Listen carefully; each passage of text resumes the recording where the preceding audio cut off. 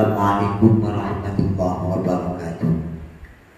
Bismillah, alhamdulillah, wassalatu wassalamu ala rasulillah Sayyidina Muhammadin ibni Abdillah wa ala alihi wa sahbihi wa mawalah, wa la hawla wa la quwwata illa billah, amma ba'du. Pertama, marilah kita panjatkan puja dan puji syukur kehadirat Allah Subhanahu wa ta'ala atas seluruh limpahan anugerah dan karunia-Nya. Sholawat serta salam mudah-mudahan senantiasa terlimpahkan kepada junjungan kita Nabi besar Muhammad sallallahu alaihi wasallam. Selanjutnya, mari kita awali kajian tafsir Al-Quran pada malam hari ini dengan membaca Ummul Quran Suratul Fatihah. Mudah-mudahan kita diberikan oleh Allah kemudahan dan diberikan pula ilmu yang bermanfaat. Ala hadhihi niyyah al-Fatihah. A'udzu billahi minasyaitonir rajim. Bismillahirrahmanirrahim. Alhamdulillahi rabbil alamin. Ar-Rahmanir Rahim. Maliki yaumiddin. Iyyaka na'budu wa iyyaka nasta'in. Ihdinas siratal mustaqim. Siratal ladzina an'amta 'alaihim ghairil maghdubi 'alaihim waladdallin. Sahabat An-Nawawi yang dimuliakan oleh Allah, kajian kita malam hari ini adalah penafsiran surah Tabbat atau surah Al-Masad. Surat Tabbat masuk dalam kategori surah Makkiyah. Di dalam tartib mushafi, surat ini menempati urutan yang ke-111. Sedangkan dalam tartib nuzuli, surat ini menempati urutan yang ke-6. Turun sesudah surah Al-Fatihah dan sebelum surah At-Takwir. Jumlah ayatnya ada 5, yang terdiri dari 20 kalimat dan 77 huruf. Nama lain dari surah ini adalah surah Al-Masad, atau ada juga ulama yang menyebut surah Al-Lahab. Bahkan ada pula yang menyebut sebagai surah Abu Lahab. Isi pokok daripada surah ini adalah menjelaskan tentang kebinasaan Abu Lahab dan istrinya. Kebinasaan lebih-lebih kelak di akhirat, keduanya dinas oleh Allah sebagai penghuni neraka. Na'udzubillahi min dzalik. Lalu hubungan munasabah antara surah ini dengan surat yang sebelumnya, yakni surah An-Nasr.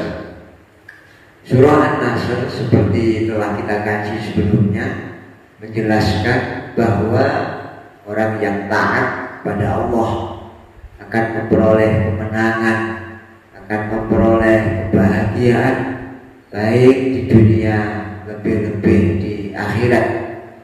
Sedangkan surah ini, surah Al-Masad atau surah Tabbat ini merupakan muqabalah, perbandingan, pembanding daripada surah yang sebelumnya.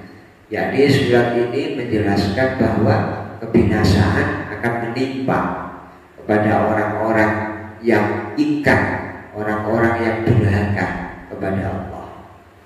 Adapun sababun nuzul daripada surah Tabbat ini adalah di dalam beberapa riwayat dikemukakan bahwa pada suatu hari Kanjeng Nabi Muhammad sallallahu alaihi wasallam naik ke Bukit Sofa.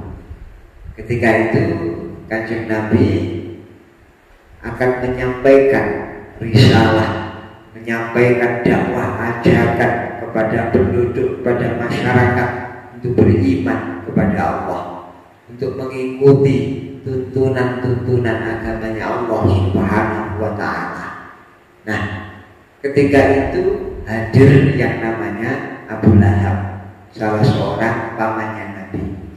Ketika Nabi menyampaikan bahwa beliau itu adalah utusan Allah, orang yang diutus oleh Allah untuk menyampaikan risalah, menyampaikan ajakan agar orang beriman kepada Allah Subhanahu wa Ta'ala. Jika mereka tidak beriman, maka mereka diancam oleh Allah akan mendapatkan siksa yang sangat pedih di akhirat. Mendengar seruan Kanjeng Nabi ini, kemudian Abu Lahab marah-marah. Dia mengatakan bahwa celakalah engkau Muhammad. Apakah hanya untuk ini kau kumpulkan kami semua di sini?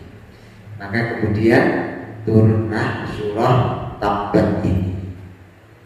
Sahabat Nawawi yang dimuliakan oleh Allah, baik, mari kita kaji surah kita ini, yakni surah Al-Lahab.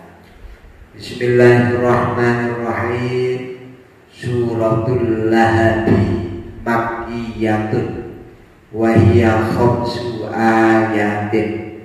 Suratul Lahabi utawi surah Al-Lahab Makkiyatun iku surah Makkiyah, wa hiya utawi surah Al-Lahab khamsu ayatin iku 5 pira-pira ayat.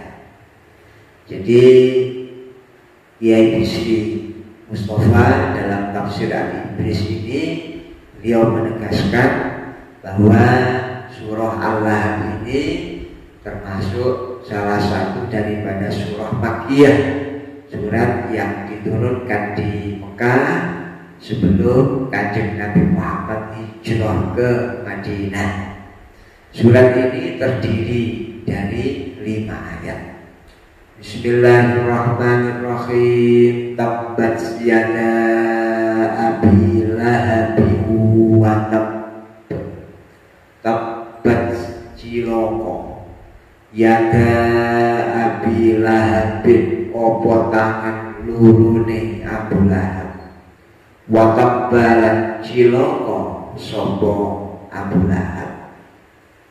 Sahabat Nawawi yang dimuliakan oleh Allah, di dalam kamus Al-Munawwir, tabba ya tabbu tabban ini diartikan pertama adalah binasa, yang kedua bisa juga dimaknai rugi. Jadi ketika di sini Allah berfirman tabbat yada abi lahabin wa tabb, maka ayat pertama ini menegaskan bahwa celakalah Abu Lahab, celakalah kedua tangannya Abu Lahab.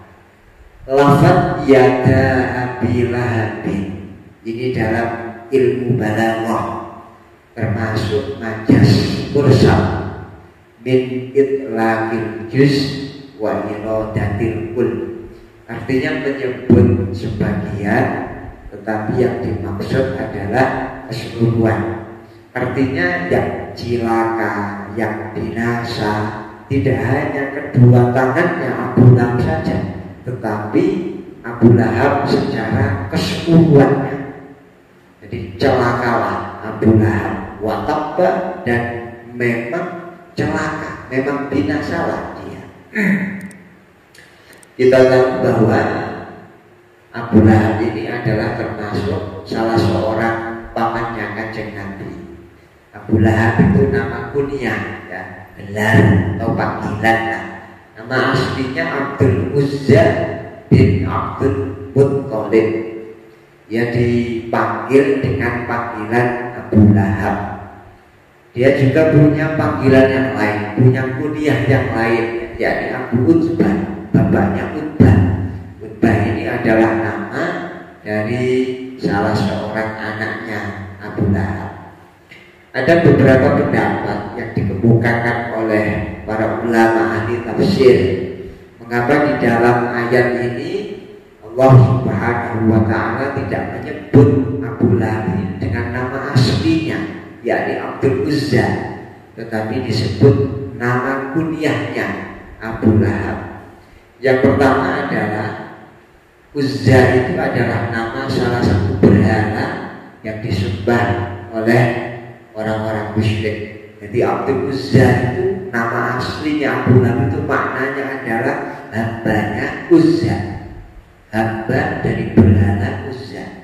Allah Subhanahu wa Ta'ala tidak menghendaki, ya, tidak menghendaki sesuatu yang mengisyaratkan penyembahan kepada berhala. Dalam hal ini adalah berhala Uzza. Maka di sini disebut Abu Lahab itu dengan nama Abu Lahab, tidak dengan nama aslinya, yakni Abdul Uzza. Yang kedua, disebutnya nama Abu Lahab tidak dengan nama aslinya di dalam surat ini dikatakan oleh para ulama karena nama kunyah itu, nama kunyahnya Abu Lahab itu lebih dikenal, lebih populer daripada nama aslinya sendiri. Yang ketiga, dikatakan bahwa lahab itu artinya kobaran api yang menyala-nyala. Di Abu Lahab itu bapaknya kobaran api yang menyala-nyala. Dengan disebut nama Abu Lahab, ya, ini akan lebih memudahkan orang memahami bahwa Abu Lahab itu adalah orang yang sangat ingkar kepada Allah, orang yang dinas oleh Allah kelak akan dimasukkan ke dalam neraka jahanam. Na'udzubillah min dzalik. Mengapa demikian? Ini disebabkan karena Abu Lahab ini tidak hanya ingkar kepada Allah, tidak hanya tidak mau beriman, tetapi dia sekaligus orang yang sangat membenci kepada Muhammad Rasulullah Shallallahu Alaihi Wasallam. Ia selalu mengawasi gerak-geriknya Kanjeng Nabi. Ia selalu mengawasi gerak dakwahnya Kanjeng Nabi, melakukan provokasi dan bermuar-muar di mana-mana bahwa agama yang didakwahkan oleh Muhammad adalah agama yang batal, agama yang bertentangan dengan keyakinan leluhur dan nenek moyangnya. Bahkan Abu Lahab ini tidak segan juga, ya, untuk melakukan kekerasan kepada Kanjeng Nabi, melakukan teror. Tidak hanya secara fisik, tetapi juga secara mental. Ini menunjukkan betapa bencinya yang namanya Abu Lahab ini kepada Rasulullah Shallallahu Alaihi Wasallam. Di dalam beberapa riwayat dikemukakan bahwa ketika Kanjeng Nabi itu melakukan dakwah, menyampaikan keyakinan tauhid, ya, ketika Kanjeng Nabi di Mekah, ini Abu Lahab ini selalu mengikuti Kanjeng Nabi. Ketika Kanjeng Nabi mengajak orang untuk beriman kepada Allah, setelah Kanjeng Nabi menyampaikan dakwahnya, maka Abu Lahab ini kemudian dia mengatakan itu Muhammad itu pembohong, kadzab. Muhammad itu orang yang pindah keyakinan dari keyakinan nenek moyang leluhur pada agama yang ia nyatakan tadi itu. Jadi itulah yang dilakukan oleh Abu Lahab, selalu mentai, ya, merusak, memprovokasi dakwah-dakwah yang dilakukan oleh Rasulullah Shallallahu Alaihi Wasallam. Bahkan di dalam sebuah riwayat dikatakan tidak hanya itu, bahkan kadang-kadang dia melempari Kanjeng Nabi dengan batu. Yang semua itu menunjukkan betapa bencinya dia kepada Kanjeng Nabi Muhammad Shallallahu Alaihi Wasallam. Sahabat An-Nawawi yang dimuliakan oleh Allah, melihat itu semua, maka tidak heran kemudian ketika di dalam ayat pertama ini Allah Subhanahu wa Ta'ala menyatakan tabbat yada abi lahabin wa tabb, celakalah, rugilah, binasalah Abu Lahab. Karena memang demikian itu perilakunya, terutama kepada Kanjeng Nabi Muhammad Shallallahu Alaihi Wasallam. Lalu kita beralih kepada ayat yang kedua. Ma'aguna orang kiamat anhu saking yo Abu Lahab, manu opo bondone yo Abu Lahab, wa malan barang kasabakan nyambut gawe yo Abu Lahab. Saya sula bakal jegur yo Abu Lahab naron ing neraka zata lahabin kang duweni mulat. Jadi ayat yang kedua ini menegaskan bahwa Abu Lahab itu tidak akan mampu ya untuk menolak apa yang sudah dinaskan oleh Allah Subhanahu wa ta'ala. Apa yang divonis oleh Allah bahwa dia akan masuk ke dalam neraka yang apinya berkobar-kobar, apinya bergejolak. Dia dimasukkan oleh Allah ke dalam neraka jahanam. Dia meskipun punya harta, hartanya tidak akan mampu menolak dia dari azabnya Allah Subhanahu wa ta'ala. Dia meskipun punya anak, keturunan, anaknya, keturunannya tidak akan mampu untuk menghalang-halangi dia dari ketetapan Allah bahwa dia adalah penghuni neraka. Betapapun tinggi status sosial masyarakatnya ketika itu, bisa jadi dia dianggap tokoh di masyarakatnya ketika itu, semua itu tidak akan berguna, tidak akan berfaedah, tidak akan mampu mencegah dia dari azab dan siksanya Allah Subhanahu wa ta'ala. Sahabat Nawawi yang dimuliakan oleh Allah, di dalam sebuah riwayat yang bersumber dari Ibnu Mas'ud, An Ibnu Mas'udin anna Rasulullah sallallahu alaihi wasallam lamma da'a qaumahu ilal iman. Jadi bersumber dari Ibnu Mas'ud, beliau mengatakan bahwa ketika Rasulullah mengajak kaumnya untuk beriman, qala Abu Lahab berkomentar, in kana ma yaqulu ibnu akhi haqqan fa inni aftati nafsi yaumal qiyamah minal azabil alim bimali wa waladi. Fa anzalallahu ta'ala ma aghna anhu maluhu wa ma kasaba. Jadi ketika Rasulullah mengajak kaumnya untuk beriman, untuk beralih dari agama nenek moyang, beralih dari syirik, ya, menyembah patung berhala, diajak menyembah kepada Allah, diajak masuk Islam. Karena ketika mereka tetap dalam keyakinan syirik mereka, maka mereka diajak oleh Allah akan masuk neraka. Maka ketika Rasulullah menyampaikan itu kepada kaum, Abu Lahab mengatakan, kalau betul apa yang dikatakan oleh ponakanku itu, kalau betul apa yang dikatakan oleh Muhammad itu, bahwa orang yang tidak mau ikut agamanya akan disiksa di dalam neraka, maka aku, kata Abu Lahab, akan menebus, nanti akan aku tebus diriku nanti pada hari kiamat dari siksa yang sangat pedih. Akan aku tebus bimani dengan hartaku, wawaladi dan anakku. Nah, maka kemudian Allah menurunkan ayat ini, ma'alna anhu maluhu wa ma kasab, bahwa hartanya Abu Lahab, apapun yang diusahakan oleh Abu Lahab, apakah itu anaknya, apakah itu seluruh harta kekayaannya, apakah itu status sosialnya, semua itu tidak akan mampu untuk dia gunakan menebus siksanya Allah kelak pada hari kiamat. Sahabat Nawawi yang dimuliakan oleh Allah, kita tahu bahwa kelak pada hari kiamat, ketika orang-orang kafir, orang-orang yang tidak beriman kepada Allah, mereka ditetapkan oleh Allah sebagai penghuni neraka. Andaikan misalnya mereka itu menebus, ya, siksa yang harus mereka jalani dalam neraka ditebus dengan emas sebanyak langit dan bumi. Andaikan bumi ini penuh dengan emas, ada orang punya harta kekayaan, punya emas yang tidak tanggung-tanggung banyaknya, sepenuh bumi emas punya dia, itu digunakan untuk menebus dirinya supaya dia tidak disiksa oleh Allah di akhirat nanti. Semua itu tidak akan mampu untuk menebusnya, tidak akan mampu untuk membebaskannya dari siksanya Allah Subhanahu wa ta'ala. Sahabat Nawawi yang dimuliakan oleh Allah, huruf sin yang ada di ayat yang ketiga ini, saya salah narot datalah.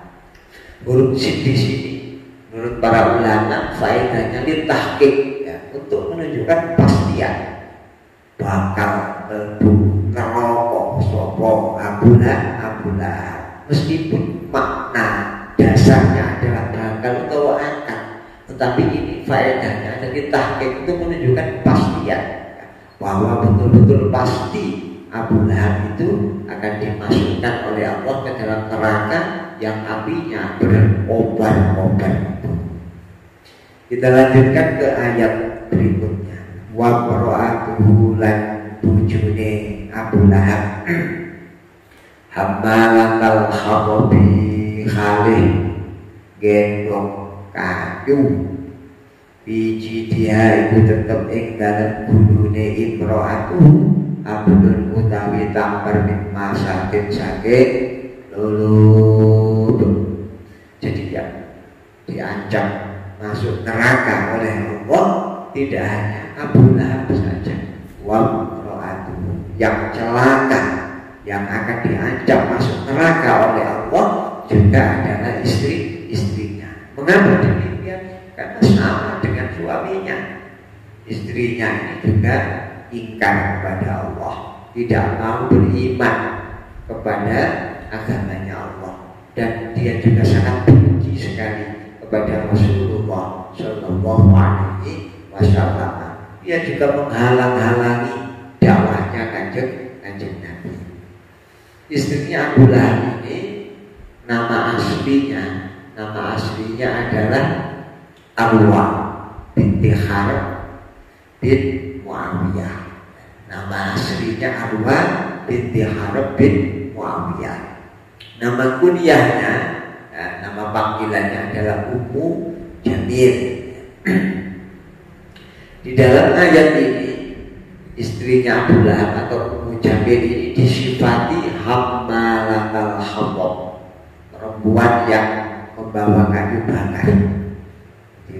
Wong sing gendong kayu. Ini maknanya bermacam-macam. Ya. Yang pertama, ada ulama yang menafsirkan hammalatal hatab, wong sing nanti gendong kayu, bawa kayu. Ini pertama dimaknai bahwa Ummu Jamil ini punya kebiasaan, dia itu biasa menaruh kayu, menaruh duri di jalan yang biasa dilalui oleh kanjeng Nabi.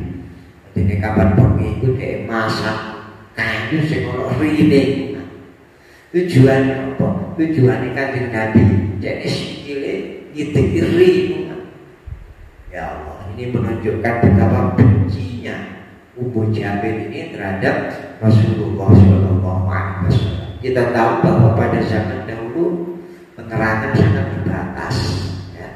Ketika kemudian di jalan yang gelap itu dipasang duri dan lain sebagainya, maka kalau tidak berhati-hati, ya orang akan menginjak duri itu. Itulah yang dilakukan oleh Ummu Jamil. Maka di sini dikatakan hammalatal hatab itu pertama seperti itu. Senengane masangi kanjeng Nabi ambek kayu sing ono rine. Jadi nek sikile kanjeng Nabi. Yang kedua, hammalatal hatab. Ya, mana-mana membawa kayu bakar.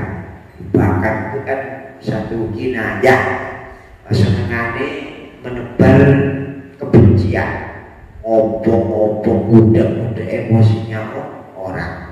Ini penggawean Ummu Jamil itu senengane adu-adu, yang sibin namimah, orang-orang adu-adu menghasut kanjeng Nabi. Ngomong kali percaya nang ini kanjeng Nabi, ngelek kanjeng Nabi. Ini diistilahkan hammalatal hatab, membawa kayu bakar. Artinya apa? Rono-rono penggawean obong-obong emosi ini wong supaya gak gelem percaya nang ini kanjeng Nabi. Adu-adu wong ambek kanjeng Nabi. Lalu yang ketiga, kelak nanti di akhirat, Ummu Jamil ini menurut sebuah riwayat dikatakan bahwa dia itu akan membawa kayu bakar yang kemudian diikatkan di lehernya. Nah, kayu bakar ini nanti di neraka akan disulut, diobong kayak ngobong bojo ini, kayak ngobong sinten, kayak ngobong Abu Lahab. Ya. Jadi ini adalah salah satu bentuk penghinaannya Allah kepada Abu Lahab dan juga kepada istrinya, bahwa kelak sing nyumet kayu kayak ngobong Abu Lahab nangene neraka itu bojone dhewe. Lalu yang keempat, ada juga yang mengatakan bahwa Ummu Jamil ini punya kalung yang sangat mahal sekali. Dia mengatakan bahwa kalungku yang mahal ini aku rela untuk aku jual, tak gunakan untuk mendanai kegiatanku menghalang-halangi orang beriman kepada agamanya Muhammad. Ini akan aku gunakan untuk mendanai aktivitasku mencegah orang beriman kepada Nabi Muhammad. Lalu yang kelima, ada juga yang mengatakan bahwa kelak nanti ya, tali yang ada di lehernya siapa itu Ummu Jamil ya, itu nanti akan digunakan oleh malaikat untuk mengangkat siapa itu Ummu Jamil, dicemplung nang ini neraka, dicemplung nang ini neraka. Begitu ya semua ditawari mana itu kok dulu. Mari terus diucap mana nang ini bisa tawari mana terus seperti itu.